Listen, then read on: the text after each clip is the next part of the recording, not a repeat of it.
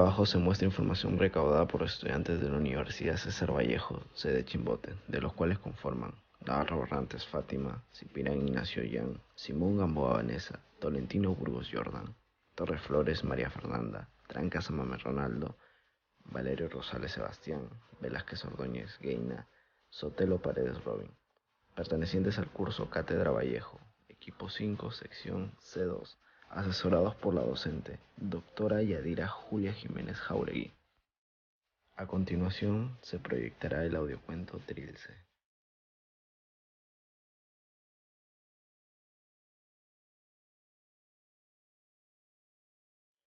Infancia de Vallejo. César Abraham Vallejo Mendoza nació el 16 de marzo de 1892 en Santiago de Chuco, hijo de Francisco de Paula Vallejo Benítez y María de los Santos Mendoza Gorrionero. Él fue el menor de 11 hermanos y sus padres en su infancia querían dedicarle al sacerdocio y él aceptó. Sus estudios primarios los realizó en el Centro Escolar número 281 y la secundaria en el Colegio Nacional San Nicolás. Le fue imposible ingresar a la universidad debido a su precaria económica y trabajó como ayudante de cajero en la hacienda azucarera Roma. Vallejo en Europa. Llegó a París en julio de 1923 y murió el 15 de abril de 1938. Todos los que conocen su obra y algo de su vida saben que no solo escribió poesía, muchas veces realizó otros trabajos como el periodismo. Pero el periodismo no era totalmente desconocido. Lo practicó también como el teatro, novela, cuento y ensayo, y abrazó con fervor la política tanto como la poesía. Y el tiempo que vivió en París fue entre 1923 y diciembre de 1930, donde visitó Rusia y ciudades francesas. Permaneció en el viejo continente 15 años y se casó con la francesa Georgette. En diciembre de 1930 abandonó Francia por política y buscó refugio en España. Vida universitaria. La primera vocación que surgió en la mente del joven Vallejo fue seguir estudios de medicina.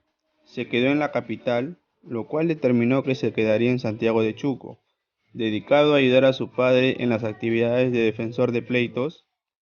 En 1910, Vallejo partió a Trujillo y el 22 de abril se matriculó en la Facultad de Letras de la Universidad de la Libertad, pero al no conseguir un trabajo que le permitiera sufragar los gastos de estadía y estudios, decidió abandonar los cursos y regresar a Santiago de Chuco.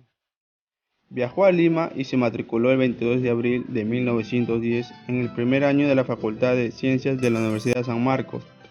Parece que no llegó a acostumbrarse a la vida de Lima, o tal vez porque se dio cuenta que no era su vocación, que a las finales de mayo abandona otra vez los estudios. Fue el pionero con la poesía intercultural en el Perú. Empleó el nivel de la lengua, torció la estructura del soneto modernista, también evidenció el uso de la antítesis. Asimismo, destaca el campo figurativo de la metáfora mediante la personificación. César Vallejo fue un poeta innovador. En sus escritos empleó distintas figuras literarias que enriquecieron y mostraron la originalidad que poseía. Muy aparte, él era una persona muy inveterada a sus raíces, a la cultura andina con la que tanto se identificaba. Era un sujeto migrante que supo de alguna forma mezclar las partes de sus mundos, occidental y andino. Época que fue escrito. César Vallejo, al perder a su hermano, escribe su primer libro.